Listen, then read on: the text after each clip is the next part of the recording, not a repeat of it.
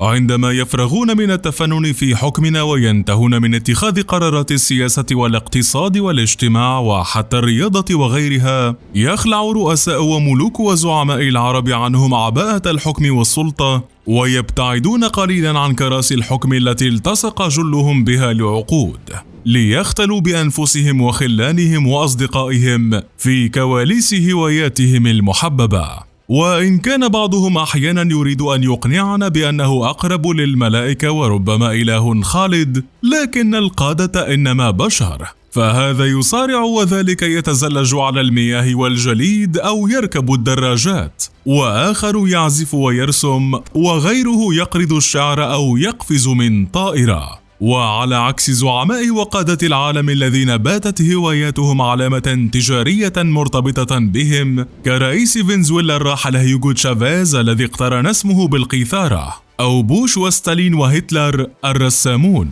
وحتى بيل كلينتون عازف الساكسفون. يبدو أن زعماء العرب يفضلون ترك كثير من هواياتهم طي الكتمان، لكن إليك كل ما خرج للعلن من هوايات ملوك ورؤساء وزعماء العرب، الأحياء منهم والأموات. فالملك المغربي محمد السادس أظهر منذ شبابه عشقه الكبير للرياضات المائية، وخاصة ركوب الدراجات المائية الجيتسكي، ويفضل قضاء عطلته الصيفية في شمال المغرب بساحل مدينة المضيق، حيث يظهر مرارا للمواطنين راكبا دراجة مائية أو يخته.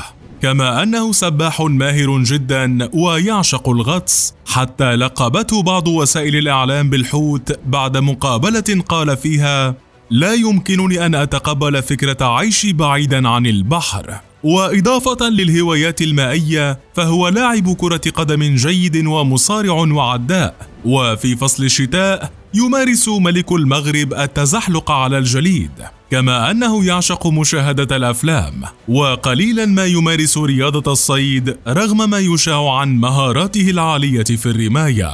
وفي الأردن لطالما أعلن الملك عبد الله الثاني حبه لألعاب القوى والرياضات القوية، وذلك لن يكون مفاجئا إذا علمنا أن أبرز هواياته كانت ممارسة المصارعة الرومانية، لكن تعرضه لإصابة في الظهر خلال إحدى المنازلات أبعده عن هواية المصارعة، إلا أن ملك الأردن استعاض عنها بهوايات أخرى أبرزها القفز الحر بالمظلة وامتطاء الدراجة النارية، كما أنه متابع جيد للبرامج والمسلسلات التلفزيونية خاصة ستار تريك، وعاشق لجمع الأسلحة الأثرية والطوابع. وقبل الملك عبد الله كان والده الملك الراحل حسين رياضيا وعاشقا للطيران وقيادة السيارات والدراجات النارية، إضافة إلى حبه للرياضات المائية والتزلج على الجليد والتنس، كما يعرفه هواة الإرسال اللاسلكي في جميع أرجاء العالم،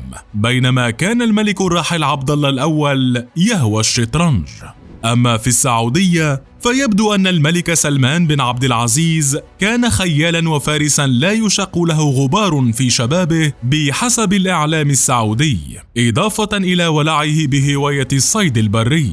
ونظرا لكبر سن الملك سلمان حاليا أصبح فقط داعما للمسابقات الخاصة بالصيد والفروسية ويمنح جوائز قيمة عليها، لكنه بقي على ولعه بالخروج إلى الصحراء إضافة إلى القراءة، حيث يمتلك مكتبة يقل مثيلها في قصور حكام العرب، بينما تعد الهواية الأكثر جذبا لولي العهد السعودي محمد بن سلمان الصيد، كما أنه غطاس ماهر وحاصل على شهادة اتحاد مدربي الغطس المحترفين الدولية. وتاريخيا في السعودية كانت هواية الملك الراحل عبد العزيز صيد البر، أما الملك سعود زيارة المتاحف، فيما كانت هواية الملك فيصل الشعر والطيران، بينما عرف الملك خالد بحبه للبادية والصيد، والملك فهد بالرحلات البرية والقنص بالصقور.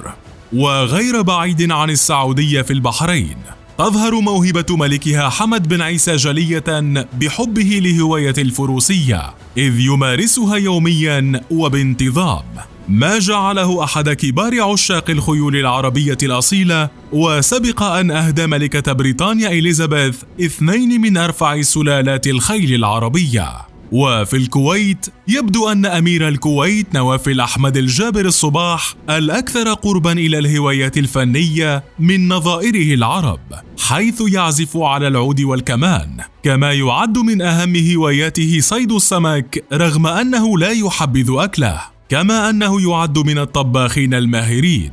أما سلفه الأمير الراحل صباح الأحمد جابر الصباح فكان شديد الحب للرحلات في البحر وممارسة هواية صيد الأسماك.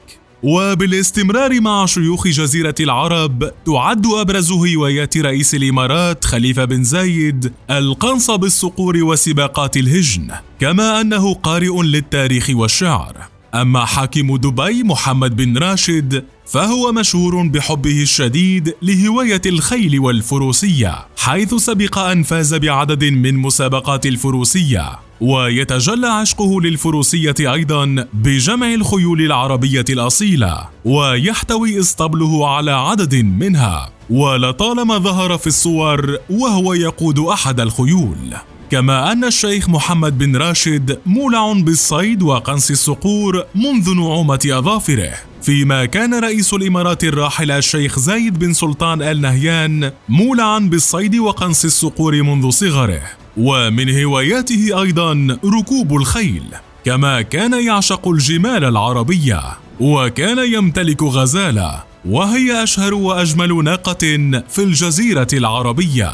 وبينما تقتصر هواية سلطان عمان الحالي هيثم بن طارق على رياضة كرة القدم، تشعبت هواية سلفه الراحل قابوس بن سعيد لتشمل الرسم والشعر وركوب الخيل، إلا أن شغفه الأول كان الرماية، خاصة من المسدس والبندقية والمدفع الرشاش. ورغم مرور 15 عاما على إعدام رئيس العراق الراحل صدام حسين، إلا أن التركيز الإعلامي ما زال مسلطا عليه وليس على أي زعيم عراقي حالي. وكانت من هوايات صدام حسين المطالعة إضافة إلى تأليف الكتب، كما كان مهتما بجمع قطع الأسلحة القديمة والمقتنيات الأثرية واللوحات الفنية. وفي مراحل عمره الأخيرة بدأ يكتب الشعر والرواية. أما في مصر يبدو أن الهواية الأقرب من قلب الرئيس المصري عبد الفتاح السيسي هي ركوب الدراجات الهوائية، بينما كانت هواية الرئيس الراحل محمد حسني مبارك السكواتش، فيما كانت اليوغا تحتل معظم أوقات أنور السادات. أما جمال عبد الناصر فكان لاعب الشطرنج من الطراز الرفيع. وبالنسبة لصيد البط فكانت الهواية المفضلة للملك فاروق.